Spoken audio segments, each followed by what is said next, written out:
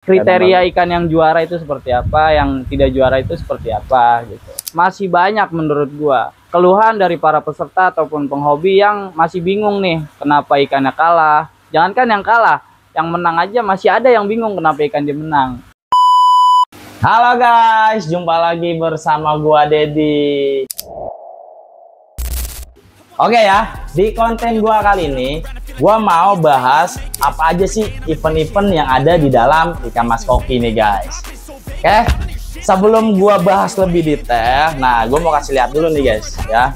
Nah ini guys ya, gua mau kasih lihat dulu beberapa koleksi ikan mas koki yang ada di sini nih. Nah nantinya juga ini gua rencanain ikan-ikan ini bakalan gua turunin dalam kontes guys nanti. Oke ya, langsung aja lah, nggak perlu berlama-lama lagi. Kita bahas apa aja sih event-event yang ada di dalam ikan mas koki. Nah ini gue panggil si Nano dulu. No, reset dah lo. No, pakai dulu. Konten kita. Oke dah. Sebelum ini lo lagi ngapain sih? Lagi nyerokin ikan gua. Nyerokin ikan, kerjaan siang-siang ya. Bahas apa kita ini? Nah ini sih sebenarnya yang mau gua bahas, kan mungkin banyak banget teman-teman yang pemula atau baru nih di dalam hobi ikan mas koki ya.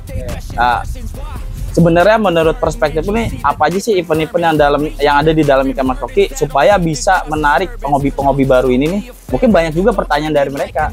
Oke, apa aja event-event yang ada dalam mas koki berarti ya? Yo, betul. Nah sebelum gue bahas event-eventnya, gue bahas dulu kali ya. Sebenarnya menurut gue ada dua tipikal penghobi di mas koki nih. Apa aja tuh dua tipikalnya? Yang pertama itu tipikal penikmat proses. Penikmat proses ya, kayak gimana tuh? Tipikal penikmat proses ini dia biasanya ya beli ikan itu biasanya ikan-ikan bahan, ikan-ikan kecil gitu. Oh, iya. Nah dia lebih menikmati mas koki dari segi prosesnya ketika dia rawat. Nah dari kecil bertumbuh hingga besar dari waktu ke waktu. Nah biasanya dia lebih nikmatin prosesnya. Oke. Nah tipikal penghobi yang kedua yaitu gue biasa bilangnya itu kolektor guys. Oh jadi menurut perspektif gua ada dua nih ya? Ada dua. Yang pertama tadi penikmat proses dari bahan sampai jadi. Atau biasa disebut groomer ya? Betul. Ya, jadi dia seorang groomer gitu kan. Nah yang kedua adalah tipikal apa tadi? Juragan. Iya, juragan lah, kolektor gitu. Jadi tipikal yang kedua ini atau yang kita sebut kolektor ini biasanya dia menikmati mas koki yang udah jadi. Oh, oke. Berarti udah yang enak dilihat lah ya, dalam ikannya gitulah ya. Nah dari dua tipikal itu tadi nih seperti apa bahasan kita nih ya, event-event ya sebenarnya apa aja sih yang ada di koki?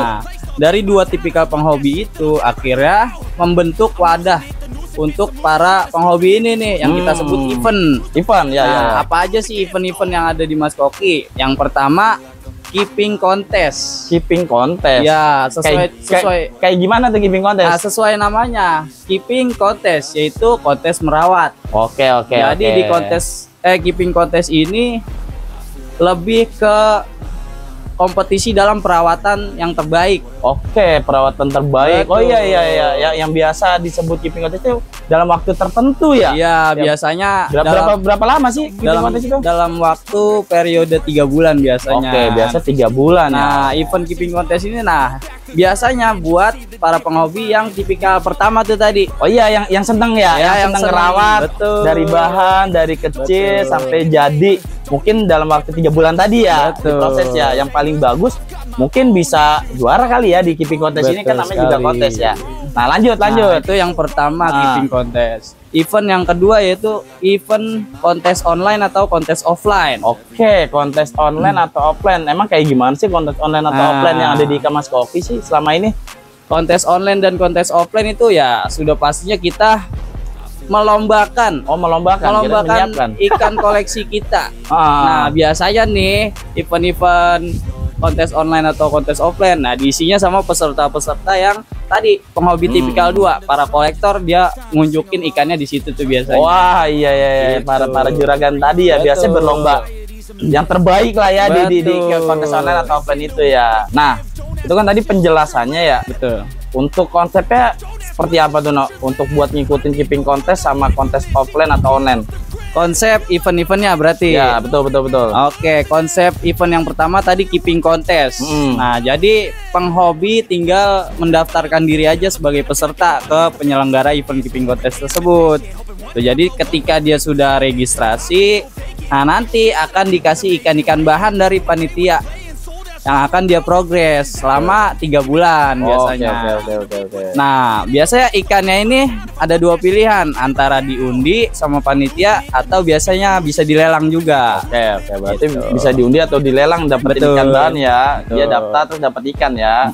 Terus yang kedua, yang kontes online offline gimana tuh konsepnya? Nah, kontes offline dulu kali ya. Kalau kontes offline kan sudah pasti ketika kita punya koleksi ikan yang terbaik, kita tinggal daftar ke penyelenggara dan nanti ikannya kita bawa ke tempat event itu berlangsung. Oh, berarti kita bawa ikannya dong. Betul. Ya? Biasanya dalam berapa hari sih tuh diadakannya kalau kontes offline? Nah, biasanya kontes offline waktunya 3 hari biasanya. 3 hari. Ya, jadi hari pertama kita fish in atau masukin ikannya ke tempat eventnya.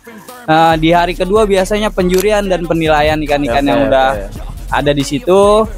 Di hari ketiga baru kita pengumuman juaranya biasanya gitu. Gitu. Nah, itu kan kalau kontes offline. Nah, kalau kontes online sebenarnya lebih simpel. Betul. Gimana tuh simpel? Jadi kita nggak perlu datang ke tempat event gitu, karena ini konsepnya online. Jadi kita tinggal videoin aja ikan terbaik kita. Gitu. Jadi beda cuma di situ doang ya.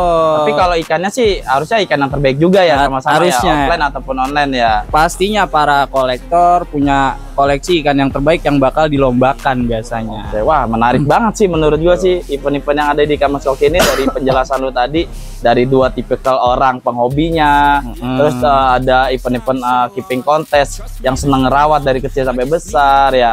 Terus ada kontes offline atau online ya. Kalau offline secara spesifikasi kita harus datang ke tempatnya ya, agak ribet dalam waktu 3 hari ya.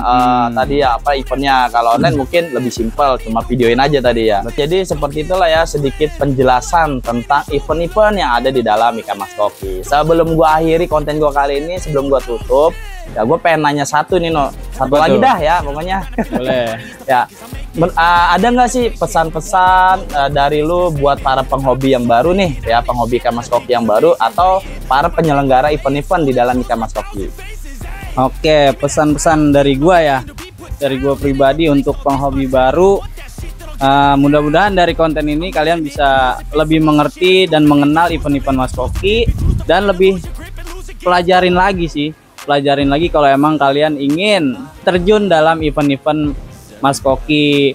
Nah, untuk penyelenggara event sebenarnya menurut gua udah cukup bagus lah event-event Mas Koki, tapi masih banyak menurut gua keluhan dari para peserta ataupun penghobi yang masih bingung nih kenapa ikannya kalah. Jangankan yang kalah, yang menang aja masih ada yang bingung kenapa ikan dia menang gitu. Jadi pesan gue untuk para penyelenggara lebih ditingkatkan lagi edukasi soal hasil juara boleh, atau diedukasi lah kriteria ikan yang juara itu seperti apa, yang tidak juara itu seperti apa gitu.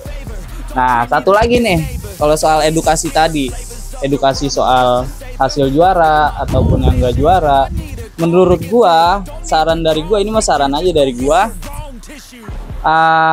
sebaiknya bisa diciptakan wadah untuk para peserta atau penghobi yang baru ikut kontes nih, buat lebih mengenal ikan-ikan juara melalui tadi wadah itu, yang mungkin bisa kita namain sebagai latber atau latihan bersama. Jadi di latber itu pure para peserta atau penghobi baru yang mau tahu kriteria ikan Mas Koki yang bisa juara atau layak bersaing itu yang seperti apa. Nah, menurut gua lebih bagus dibikinin wadah seperti itu sih. Oke, mantap juga Incek lo ya. Gokil nih. Oke. Nah, jadi seperti itu guys ya penjelasan mengenai event-event yang ada di dalam Ikan Mas Koki. Gimana? Menarik nggak? Pastinya menarik banget guys ya buat kalian yang belum mencoba memelihara ikan Mas Koki. Saatnya buat kalian mencoba untuk pelihara ikan Mas Koki guys. Oke. Terima kasih banyak buat kalian semua yang udah nonton konten gua kali ini. Kalau kalian suka jangan lupa like, komen, dan subscribe. Thank you banget. Sampai jumpa di lain waktu yang tidak disengaja. Bye bye.